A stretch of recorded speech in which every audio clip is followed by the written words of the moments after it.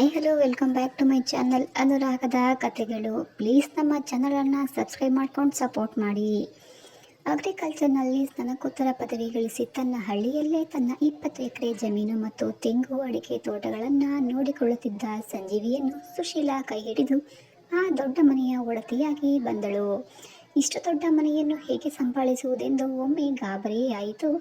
ಮನೆ ಹಳೆಯ ಕಾಲದಂತೆ ಇದ್ದರೂ ಕೂಡ ನವೀನ ರೀತಿಯ ಸೌಲಭ್ಯಗಳೆಲ್ಲವೂ ಇದ್ದು ಹೊಸ ಚಿಗುರು ಹಳೆ ಬೀರಿನಂತೆ ಇತ್ತು.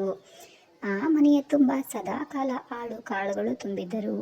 ಹೀಗಾಗಿ ಸುಶೀಲಳಿಗೆ ಯಾವ ಕೆಲಸ ಜವಾಬ್ದಾರಿಗಳು ಕೂಡ ಇರಲಿಲ್ಲ. ಅವಳ ಅತ್ತೆ ಅಡುಗೆ ಮನೆಯ ಉಸ್ತುವಾರಿಯನ್ನ ನೋಡಿಕೊಳ್ಳುತ್ತಿದ್ದರಿಂದ ಅವಳ ಪಾಲಿಗೆ ಅಡುಗೆ ಕೆಲಸಗಳು ಸಹ ಇರಲಿಲ್ಲ.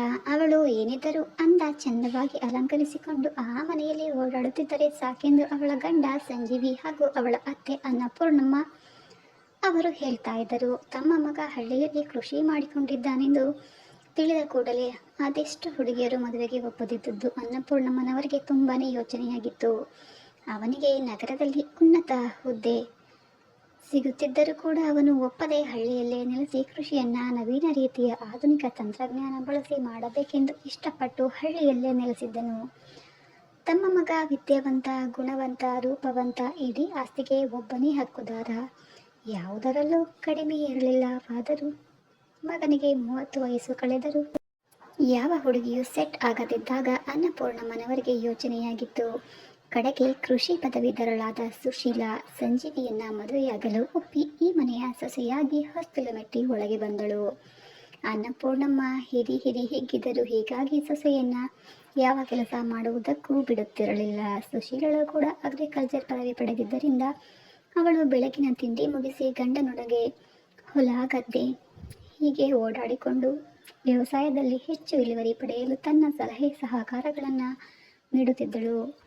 ಒಟ್ಟಾರೆ ಹೇಳಬೇಕು ಅಂದರೆ ತಡವಾಗಿ ಮದುವೆಯಾದರೂ ಕೂಡ ಸಂಜೀವಿ ಸುಶೀಲಾ ಅಂತಹ ಮಡದಿಯನ್ನ ಪಡೆದು ಸಂತೋಷವಾಗಿದ್ದ. ಆ ವಿಶಾಲವಾದ ಮನೆಯಲ್ಲಿ 10 ಕೋಣೆಗಳಿದ್ದು ಅವುಗಳಿಗೆ ಒಂದು ಕೋಣೆಗೆ ಯಾವಾಗಲೂ ಬೀಗ ಹಾಕಿರುತ್ತಿತ್ತು. ಆ ಕೋಣೆಗೆ ಯಾರು ಹೋಗ್ತಾ ಇರಲಿಲ್ಲ. ವರ್ಷಕ್ಕೊಮ್ಮೆ ಆ ಕೋಣೆಯ ಮುಚ್ಚಿರುವ ಕದಕ್ಕೆ ಹೊರಗಡೆಯಿಂದ ಬಣ್ಣ ಹೊಡೆಯುತ್ತಿದ್ದರು. ಮದುವೆಯಾಗಿ 6 ತಿಂಗಳಾದರೂ ಕೂಡ ಆ ಕೋಣೆಯ ಕಡೆ ಸುಶೀಲಾ ಹೋಗೇ ಇರಲಿಲ್ಲ. ಒಂದು ದಿನ ಮಹಡಿಯ ಮೇಲಿರುವ ಕೊಠಡಿಗಳನ್ನೆಲ್ಲ ಕ್ಲೀನ್ ಮಾಡಿಸುವಾಗ ಆ ಕೋಣೆಯನ್ನ ತೆಗೆದು ಕ್ಲೀನ್ ಮಾಡುವಂತೆ ಆಳು ಕಾಳುಗಳಿಗೆ ಹೇಳಿದಾಗ ಅವರೆಲ್ಲರೂ ಕೂಡ ಗಾಬರಿಯಿಂದ, ಚಿಕ್ಕಮ್ಮ ಅವರೇ, ಈ ಕೋಣೆಗೆ ಯಾರು ಹೋಗಬಾರ್ದು, ನೀವೇನಾದರೂ ಹೋಗಲು ಇಷ್ಟಪಟ್ಟರೆ ದೊಡ್ಡ ಅಮ್ಮನವರ ಅನ್ನ ಮೊದಲು ಕೇಳಿ ಅಥವಾ ಸಂಜೀವಪ್ಪನವರನ್ನ ಕೇಳಿ, ನಮಗಂತೂ ಈ ಕೋಣೆ ಬೀಗದ ಕೈ ಕೂಡ ಗೊತ್ತಿಲ್ಲ.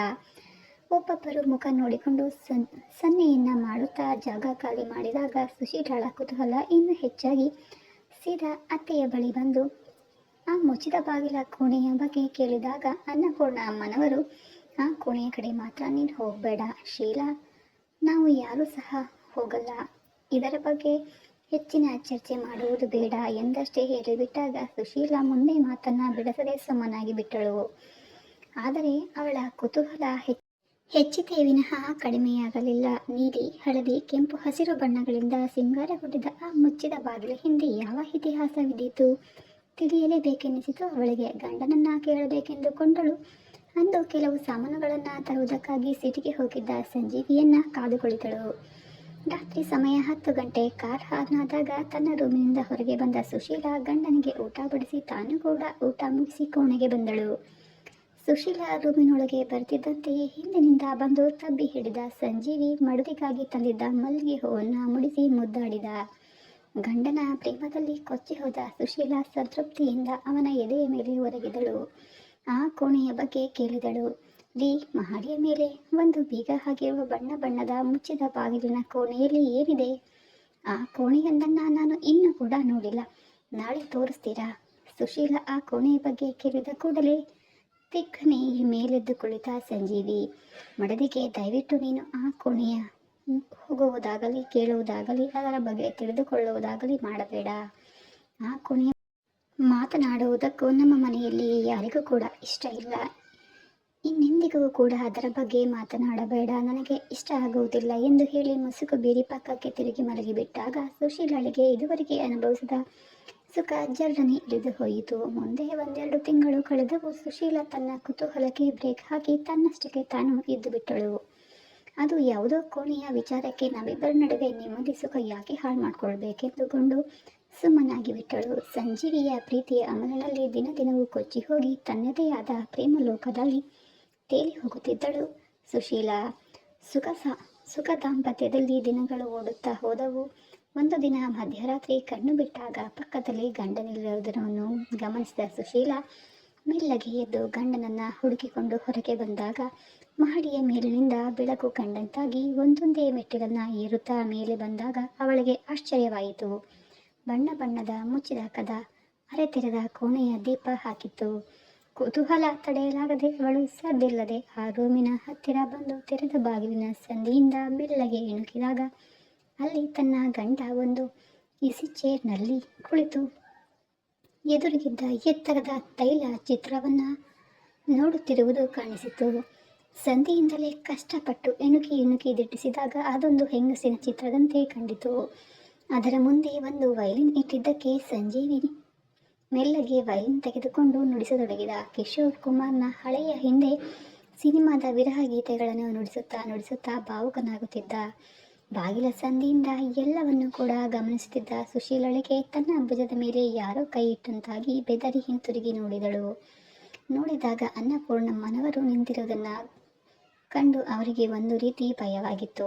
ಇದುವರೆಗೂ ಕೂಡ ಮುಚ್ಚಿಟ್ಟಿದ್ದ ಸತ್ಯ ಇಂದು ಸೊಸೆಯ ಎದುರು ಬಯಲಾಯ್ತಲ್ಲ ಎಂಬ ಆತಂಕವೂ ಆಗಿತ್ತು. ಇಬ್ಬರು ಕೂಡ ಪರಸ್ಪರ ನೋಡುತ್ತಾ ನಿಂತಾಗ ಸುಶೀಲಾ ಸಂಜೀವಿಯನ್ನ ಹುಡುಕುತ್ತಾ ಇಲ್ಲಿಗೆ ಬರಬೇಕಾಯ್ತು ಎಂದು ಸಮಜಾಯಿಷಿ ನೀಡಿದಳು. ಮಗ ಯಾಕೆ ಹೀಗೆ ದುಡುಕಿದ ಅಂತ ಅನ್ನಪೂರ್ಣಮ್ಮನವರಿಗೆ ಪೀಕಲಾಟವಾಯಿತು. ಕಡೆಗೆ ಎಂದಾದರೊಂದು ದಿನ ಸುಶೀಲಾಳಿಗೆ ಸತ್ಯವತಿಯ ಬಗ್ಗೆ ಸತ್ಯ ತಿಳಿಯಲೇಬೇಕಾಗಿತ್ತಲ್ಲವೇ ಎಂದು ಅರಿತ ಅನ್ನಪೂರ್ಣಮ್ಮ ಕಡೆಗೆ ಸೊಸೆಗೆ ನಿಜವನ್ನ ತಿಳಿಸಿಬಿಡಲು ನಿರ್ಧರಿಸಿ ಅವಳನ್ನು ಸಹ ಆ ಕೋಣೆಯ ಒಳಗೆ ಕರೆದುಕೊಂಡು ಹೋದರು. ಆ ಕೋಣೆಯಲ್ಲಿ ಅತ್ಯಂತ ಸುಂದರವಾದ 20ರ ಹರೆಯದ ಹೆಣ್ಣು ಮಗಳ ದೊಡ್ಡದಾದ ತೈಲವರ್ಣ ಚಿತ್ರವಿತ್ತು. ಅದರ ಮುಂದೆ 2 ದೀಪಗಳನ್ನು ಕೂಡ ಇಟ್ಟಿದ್ದರು. ದಿನವೂ ಗಂಧದ ಕಡ್ಡಿಗಳನ್ನು ಹಚ್ಚುತ್ತಿರುವುದು ಗುರುತಾಗಿ ಆ ಫೋಟೋ ಕೆಳಗೆ ಹಿಡಿ ಬೂದಿಯ ಉದುರಿತ್ತು. ಮಲ್ಲಿಗೆ ಹಾರ ನೇತಾಡುತ್ತಿತ್ತು. ಆ ರೂಮಿನಲ್ಲಿ ಪಿಂಕ್ ಸೋಫಾ ಸೆಟ್ಗಳು, ಪಿಂಕ್ ಕಲರ್ ಗೋಡೆಗಳು, ಪಿಂಕ್ ಹೂದನಗಳು ತುಂಬಿದವು. ಎಲ್ಲವೂ ಕೂಡ ಪಿಂಕ್ ಕಲರ್. ಸುಶೀಲಾಳ ಮನದಲ್ಲಿ ಪ್ರಶ್ನೆ ಎದ್ದಿತು, ಯಾರಿವಳು? ಹಾಗೆ ನೋಡುತ್ತಾ ನಿಂತಳು. ವಯಲಿನ್ ನುಡಿಸುವುದರಲ್ಲಿ ತಲ್ಲೀನನಾಗಿದ್ದ ಸಂಜೀವಿ ಒಳಗೆ ಇಬ್ಬರು ಬಂದಿರುವುದು ಕೂಡ ತಿಳಿಯದಂತೆ ತನ್ನಷ್ಟಕ್ಕೆ ತಾನು ಕಣ್ಣು ಮುಚ್ಚಿ ನುಡಿಸುತ್ತಿದ್ದನು. ಕಡೆಗೆ ಅನ್ನಪೂರ್ಣಮ್ಮನವರು ಮಗನ ಬೆನ್ನಿನ ಮೇಲೆ ಕೈ ಇಟ್ಟಾಗ ಅವನು ಕಣ್ಣು ಬಿಟ್ಟು ನೋಡಿದನು. ಅಮ್ಮನ ಜೊತೆ ಸುಶೀಲಾ ಇರುವುದು ಗೊತ್ತಾಗಿ ಗೊಂದಲಗೊಂಡನು. ಅಂತೂ ಇಂತೂ ವಿಧಿ ಇಲ್ಲದೆ ಅಂದು ಸುಶೀಲಳಿಗೆ ಸತ್ಯವನ್ನ ಹೇಳಲೇಬೇಕಾಯಿತು. ಅನ್ನಪೂರ್ಣಮ್ಮ ಅವರ ತಮ್ಮನ ಮಗಳು ಸತ್ಯವತಿ. ಹುಟ್ಟಿದಾಗಿನಿಂದ ಸಂಜೀವಿಯ ಬಾವಿ ಮಡದಿ ಎಂದೇ ಎಲ್ಲರೂ ನಿರ್ಧರಿಸಿದ್ದರು. ಬುದ್ಧಿ ತಿಳಿದಾಗ ಅವಳನ್ನು ಅನ್ನಪೂರ್ಣಮ್ಮನವರು ತಮ್ಮ ಮನೆಯಲ್ಲಿಯೇ ಇಟ್ಟುಕೊಂಡು ಸಾಕುತ್ತಿದ್ದರು. ವಯಸ್ಸಿಗೆ ಬಂದಾಗ ಯೌವನ ಚಿಗುರೊಡೆದಾಗ ಸಂಜೀವಿ ಹಾಗೂ ಸತ್ಯವತಿ ಇಬ್ಬರು ಕೂಡ ಒಬ್ಬರನ್ನೊಬ್ಬರು ಪ್ರೀತಿಸಲು ಪ್ರಾರಂಭಿಸಿದರು. ಊರವರ ಮುಂದೆ ಅನ್ನಪೂರ್ಣಮ್ಮನವರು ಸತ್ಯವತಿಯ ತಮ್ಮ ಸೊಸೆ ಎಂದು ಹೇಳಿಕೊಂಡು ತಿರುಗುತ್ತಿದ್ದರು. ಸಂಜೀವಿ ತನ್ನ ಕಾಲೇಜು ವಿದ್ಯಾಭ್ಯಾಸಕ್ಕೆಂದು ಸಿಟಿಯಲ್ಲಿ ಹಾಸ್ಟೆಲ್ನಲ್ಲಿದ್ದಾಗ ಸತ್ಯವತಿ ಅತ್ತೆಯ ಮನೆಯಲ್ಲಿದ್ದು ವಯಲಿನ್ನ ಕಲಿಯುತ್ತಾ ಹಾಡು ಹಸೆ ಕಲಿಯುಕೊಂಡು ಆ ದೊಡ್ಡ ಮನೆಯ ವಹಿವಾಟುಗಳನ್ನೆಲ್ಲ ನೋಡಿಕೊಳ್ಳುತ್ತಿದ್ದಳು. ಅತ್ಯಂತ ಸುಂದರಿಯಾಗಿದ್ದ ಅವಳ ಮೇಲೆ ಆ ಹಳ್ಳಿಯ ಪಡ್ಡೆ ಹುಡುಗರ ಕಣ್ಣುಗಳು ಹರಿದಾಡುತ್ತಿದ್ದವು. ರಜದಲ್ಲಿ ಸಂಜೀವಿ ಹಳ್ಳಿಗೆ ಬಂದಾಗ ಅವನ ಸುತ್ತಲೂ ಸುಳಿದಾಡುತ್ತಾ ಅವನ ಪ್ರೀತಿಯಲ್ಲಿ ಮುಳುಗಿ ಹೋಗುತ್ತಿದ್ದಳು ಸತ್ಯವತಿ.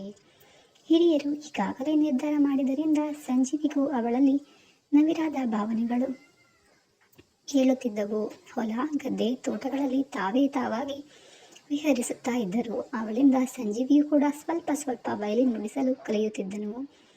ಈ ಬಾರಿ ಅವನ ಸ್ನಾತಕೋತ್ತರ ಪದವಿ ಮುಗಿದ ಕೂಡಲೇ ಮದುವೆ ಮಾಡಿಬಿಡಬೇಕೆಂದು ನಿರ್ಧರಿಸಿದ್ದರು. ಇನ್ನೊಂದು 6 ತಿಂಗಳಿತ್ತು. ಇಬ್ಬರ ಮದುವೆಯ ಮುಹೂರ್ತವನ್ನು ನಿರ್ಧರಿಸಿದ್ದರು. ಆದರೆ ವಿಧಿಯ ಹಠವೇ ಬೇರೆ ಇತ್ತು. ಒಂದು ದಿನ ತೋಟದಲ್ಲಿ ಸಂಜೀವಿಯ ಪ್ರೇಮ ಪತ್ರವನ್ನು ಓದುತ್ತಾ ಕನಸಿನ ಲೋಕದ ಅಲ್ಲಿ ಸತ್ಯವತಿಯ ಮೇಲೆ ಆ ತೋಟದಲ್ಲಿ ಕೆಲಸ ಮಾಡುತ್ತಿದ್ದ ರುದ್ರ ದಿಢೀರನೆ ಆಕ್ರಮಣ ಮಾಡಿದ. ತುಂಬ ದಿನಗಳಿಂದಲೂ ಇವಳ ಮೇಲೆ ಕಣ್ಣಿಟ್ಟಿದ್ದ ರುದ್ರ ಅಂದು ಹುಡುಗಿ ಒಂಟಿಯಾಗಿ ಸಿಕ್ಕಾಗ ತನ್ನ ಕಾಮನೆಯನ್ನು ತಿಳಿಸಿಕೊಂಡು ಆ ಹಳ್ಳಿಯಿಂದ ಪರಾರಿಯಾಗಿ ಬಿಟ್ಟ. ಇದ್ದಕ್ಕಿದ್ದಂತೆ ತನ್ನ ಮೇಲೆ ನಡೆದ ಪುರುಷಾಕ್ರಮಣದಿಂದ ತತ್ತರಿಸಿ ಹೋದ ಸತ್ಯವತಿ ಮುಂದೆ ಯಾರಿಗೂ ಮುಖ ತೋರಿಸಲು ಮನಸ್ಸಾಗದೆ ತೋಟದ ಮನೆಯಲ್ಲಿದ್ದಂತಹ ಬಾವಿಗೆ ಬಿದ್ದು ಆತ್ಮಹತ್ಯೆ ಮಾಡಿಕೊಂಡು ಬಿಟ್ಟಳು. ಈ ದುರಂತದಿಂದ ಹೊರಬರಲು ಆ ಮನೆಯವರಿಗೆಲ್ಲ ತುಂಬಾನೇ ವರ್ಷಗಳೇ ಹಿಡಿದವು.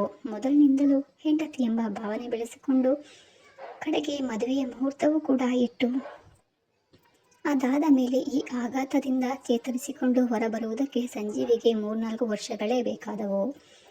ನಂತರ ಹುಡುಗಿಯರನ್ನ ಹುಡುಕಾಡುವ ಕೆಲಸ, ಹಳ್ಳಿ ರೈತನನ್ನ ಮದುವೆ ಮಾಡಿಕೊಳ್ಳುವ ತಿರಸ್ಕರಿಸುತ್ತಿದ್ದ ಹುಡುಗಿಯರು, ಇವರ ಮನಸ್ಥಿತಿಯನ್ನ ನೋಡಿದ ಸಂಜೀವಿ ತಾನು ಜೀವನ ಪರ್ಯಂತ ಸತ್ಯವತೆಯ ನೆನಪುಗಳೊಂದಿಗೆ ಆ ಜೀವ ಬ್ರಹ್ಮಚಾರಿಯಾಗಿ ಇರಬೇಕೆಂದು ಸಹ ಅಂದುಕೊಳ್ಳುತ್ತಿದ್ದ.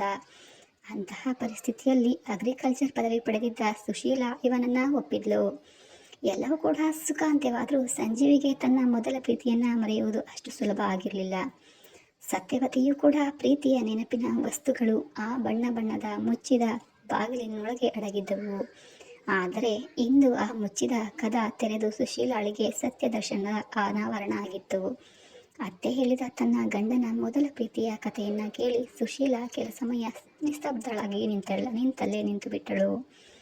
ಸಂಜೀವಿ ಎದ್ದು ಅವಳ ಹತ್ತಿರ ಬಂದು ಅವಳನ್ನು ತನ್ನ ಬಾಹುಗಳಲ್ಲಿ ಬಂಧಿಸಿ, ಈ ವಿಷಯವನ್ನ ನಿನ್ನಿಂದ ಮುಚ್ಚಿಡಿದ್ದಕ್ಕೆ I am sorry, please believe ಮಾಡಿ, ನಾನು ನಿನ್ನನ್ನು ಕಣ್ಣಲ್ಲಿ ಕಣ್ಣಿಟ್ಟು ರೆಪ್ಪೆಯಂತೆ ಕಾಯುತ್ತೇನೆ ಅಂತ ಹೇಳುತ್ತಾ ಅಪ್ಪಗೆಯನ್ನ ಮತ್ತಷ್ಟು ಬಿಗಿಗೊಳಿಸಿದಾಗ ಸುಶೀಲಾ ಅವನ ಬಿಸಿ ಅಪ್ಪಗೆಯಲ್ಲಿ ಕರಗಿ ಹೋದಳು. ಈ ಕತೆ ನಿಮ್ಮೆಲ್ಲರಿಗೂ ಇಷ್ಟ ಆಗಿದ್ರೆ ನಮ್ಮ ಚಾನಲನ್ನು ಸಬ್ಸ್ಕ್ರೈಬ್ ಮಾಡೋದನ್ನು ಮರೆಯಬೇಡಿ. ನಮ್ಮ ಮೊದಲ ಕತೆಗೆ ನಿಮ್ಮ ಪ್ರೋತ್ಸಾಹ ಖಂಡಿತ ಇರಲಿ. ಪ್ಲೀಸ್ ಸಬ್ಸ್ಕ್ರೈಬ್ ಮಾಡಿ, ಹಾಗೆ ಸಪೋರ್ಟ್ ಮಾಡಿ. ಮುಂದಿನ ವಿಡಿಯೋದಲ್ಲಿ ಮತ್ತೆ ಸಿಗೋಣ.